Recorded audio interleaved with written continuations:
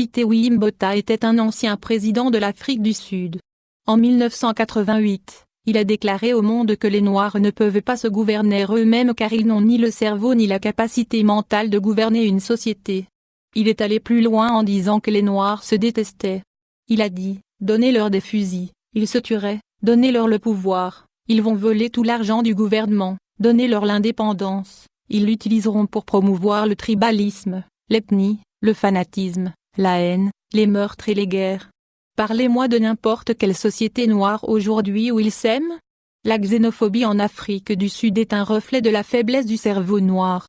Ils se détestent, ils sont jaloux les uns des autres, ils s'entretuent de manière aveugle, ils ne peuvent pas penser au-delà des considérations tribales, les Noirs ne savent pas pourquoi l'Afrique a même été divisée par les Européens.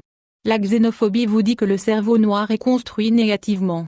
Les Indiens ne se tuent pas, peu importe d'où ils viennent, les Chinois ne s'entretuent pas, peu importe ce qu'ils font ensemble. Les Asiatiques ne s'entretuent pas. Mais les Noirs africains tirent leur joie de la haine, de la guerre, du vol, du pillage, de la jalousie, de l'appartenance ethnique et du meurtre l'un de l'autre.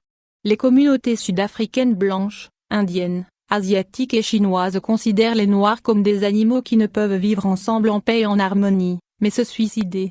Chaque fois que vous entendez parler de xénophobie par les Sud-Africains noirs, pensez à Pitewi Botha, qui a déclaré « Les Noirs ne peuvent jamais être en mesure de s'organiser sans se tuer.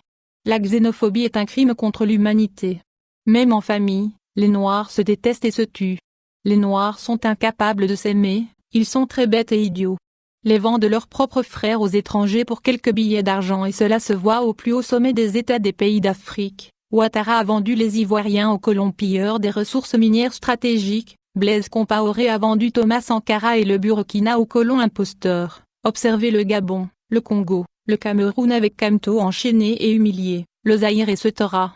Les peuples noirs sont incapables de s'organiser et de se soulever ensemble pour leurs droits face aux tyrans machiavéliques marionnettes placés à la tête des pays d'Afrique par ces ignobles colons prédateurs déshumanisés.